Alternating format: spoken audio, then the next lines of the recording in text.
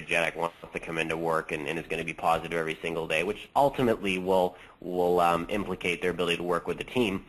And then finally, availability, which was a bit of a surprise, because I think that when you look at well, let me back this up a little bit. One of the core things that we find when we go through the screening of candidates is their availability is almost as critical to some of their behaviors in succeeding in that job. And it also drives turnover.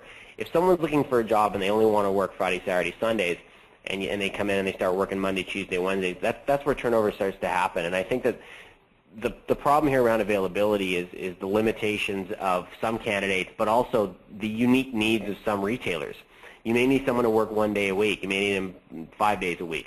And the matching of candidates that come through the pipeline with the actual need for availability is a core problem. And again, I wasn't terribly surprised, but I was surprised in the sense that it was as high as it was in relation to reliability, diversity, content with pay as well.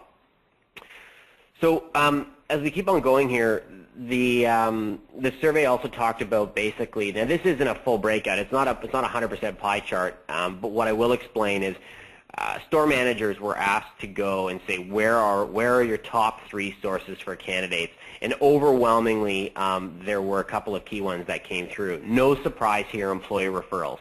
Walk-ins were also a source of candidates, and I was a little bit surprised that walk-ins were seen as the top source, and it's likely due, I believe, to somewhat of an impact on a good, solid, centralized advertising strategy.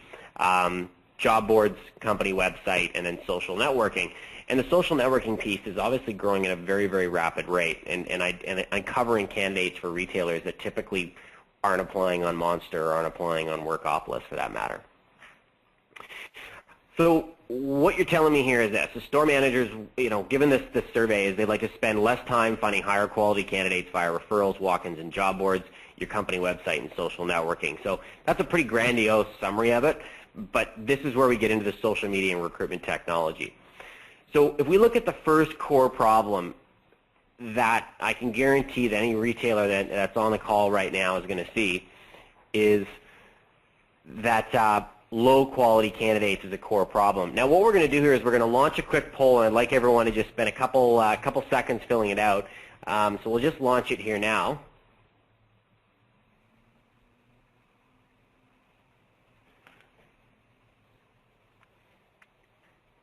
Okay. So, quick little summary here. We've got about 40% saying yes, we're currently using social media, and about 60% not yet.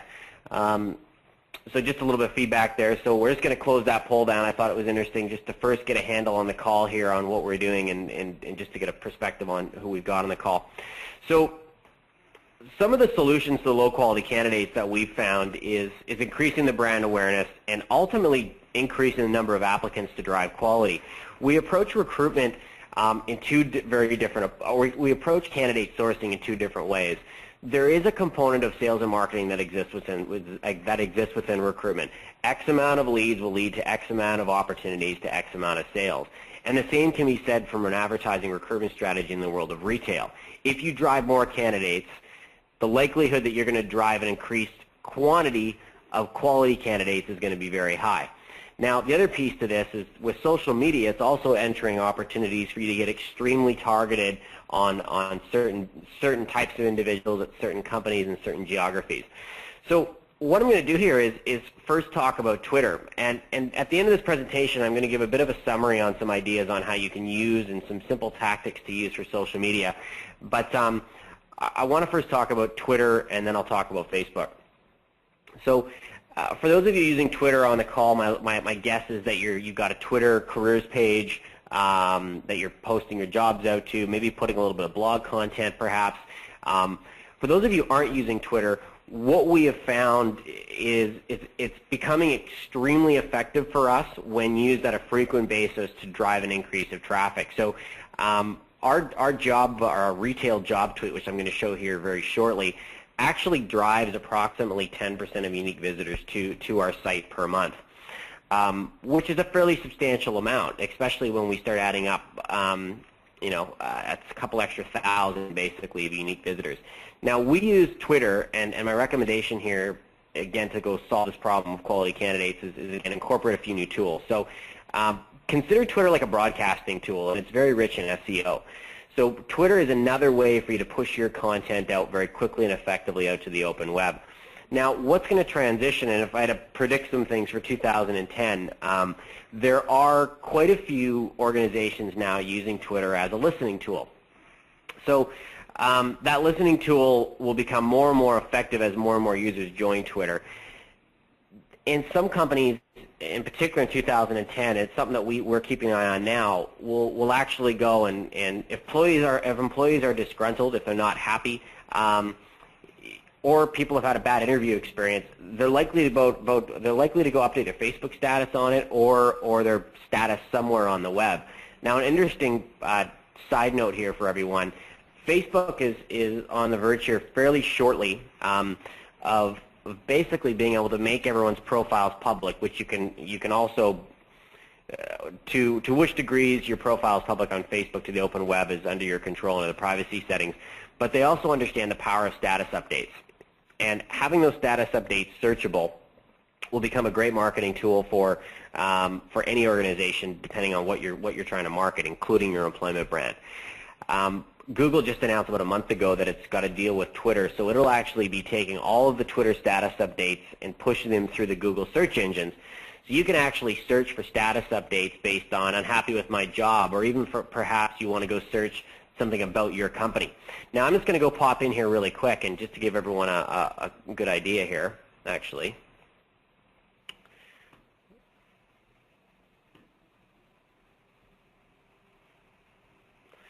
So here's our basic retail job tweet page. So you can see here using hash marks for pushing content out, and this type of a tool will actually go pretty much overnight, start driving increased traffic to your site.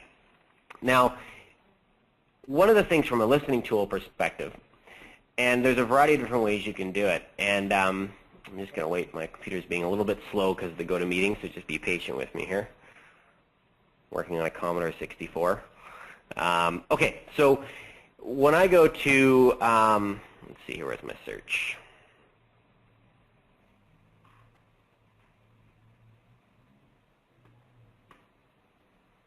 I'm just going to go to the main. So if you go to twitter.com, it'll give you an idea of how people are using it as a listening tool. So I'm going to go type in an employment brand here. I'm just trying to think, just making sure we don't have anybody on the call. Let's go have a look at, let's see here. Let's go to Gap. So where this gets used as a listening tool from a employment branding perspective is basically you can type in this stuff and get a handle on what's going on, and people are actually tweeting about it. So I'm looking here. Gap may be a little bit. I'm going to try the Gap.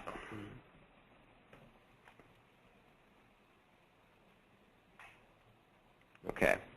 I'm hesitant to go type in certain retailers because obviously there's retailers on the call, and I think everybody gets the idea. But what I encourage you after this webinar to do is actually go to the main Twitter page, type in your brand, and I want you to try it in 3 different ways. I want you to try it with just the basic name. So if I was doing a search for Minefield, I would try Minefield, so basic search like this. And then I'd also like you to go try doing a hash marks in front of your company name, because it'll also help you find any tweets that exist about your brand. So as I go back into the presentation here, I think everyone's got somewhat of a handle on Twitter, and I'm going to circle back on this. But this is a very, very simple tool that can obviously be used to help solve the problem of low qualified candidates by just simply driving more candidates into your pipeline.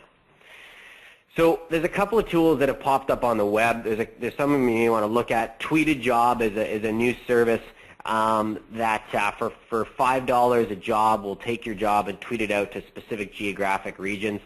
Tweet My Job is a similar type service, and so is Tweet Recruit. In the nature of time, I'm not going to go into each one of these, but I certainly encourage you to have a look at some of them because they are unique and they may give you some ideas on how you can go deploy some of those strategies internally. So Facebook for recruitment. Now, there's obviously a lot of talk around Facebook fan pages and how to use those. Now, I'm not going to use this as a conversation today. What I want to talk about in Facebook is how we're using it and how you can use it to drive more candidates to better support and deal with this low-quality candidate issue via their social advertising. So I'm just going to go pop in here, and what you'll see is this is basically the advertising platform. If you haven't seen it before, at the very bottom of everyone's Facebook profile, there's a little advertising button here. And what that allows you to do is obviously create advertising content. So I just want to step back here a second. Don't worry about what the content is. I want to show you how you target it. So if you're looking for people in Canada, and let's say, for example, you were looking for, let's say you were a national grocer, and you were looking for, let's see here, pharmacist, pharmacy technician, pharmacy there, pharmacy assistant. So what's happening here is I'm looking for keywords within candidates' profiles, and I've said, okay, I want to look everywhere in Canada from the ages 18 and up. Doesn't matter if they're male or female, so I'm not going to go near that in. Here's some keywords, and what happens here, I'm just going to delete that out, and you can see here there's 9,400 people in Canada with these keywords that are associated with it. Now, there's similar type strategies that we're deploying for our clients right now, but what I wanted to get a point across is that this type of an approach in social media to help deal with some of the low qualified candidates that you're getting can make a big impact. We make on average for our clients between 1 to 2 million social media impressions per month for them. We've actually got one client where we've actually doubled the unique visitors to their corporate site since we went live with them. So what you'll see here is, and you can see how this has changed, so you got 9,400 people here. If I delete this keyword out, you'll see the number get updated, right? Now I can obviously grow it because there's a variety of different pharmacy pieces. Now this also works, and this is the competitive recruiter in me, is if you have other retailers that you like to hire from, maybe you have a great training program, you want to target them. Let's say Starbucks. So what I'm doing is this is now, I'm telling Facebook to look for anyone in Canada that has tagged themselves that their current workplace is Starbucks. Now, right away, there's 4,200 people. So depending on how you want to target them, right, you can price your bid per clicks or per impression, and even at $10 a day, it can make a big impact. This is a tool that some people are a little bit hesitant to do depending on how their marketing department's organized, but it is a great way for you to help deal with that issue of low qualified candidates. I hope that was valuable. Everyone gets a kick out of this, so I'm sure there's going to be questions about it when we get into the Q&A section. Okay.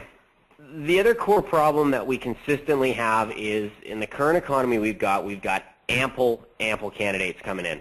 But that's also driving an increase in unqualified candidates and brings us back to that picture of that individual who is sweating profusely looking at resumes. So the core challenge that managers are having is they're just dealing with too many unqualified candidates. So how do you support them? One of the very, very simplistic ways to do this is by putting in pre-screening the candidates. And you may not be able to phone screen them and build up the resources to phone screen them, but what you can likely do is put in some kind of basic electronic pre-screen that helps support them. And the tool to basically go do that, for the most part, there's a variety of pre-screening applications on the web, but if I had to make a recommendation, you're best to go get that within an applicant tracking system. So we've got a quick poll we're going to run again here, and it's about an ATS system. So do you currently have an ATS system in place?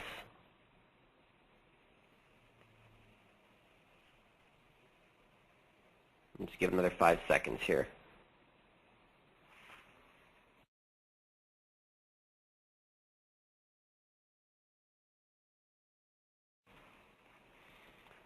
Okay.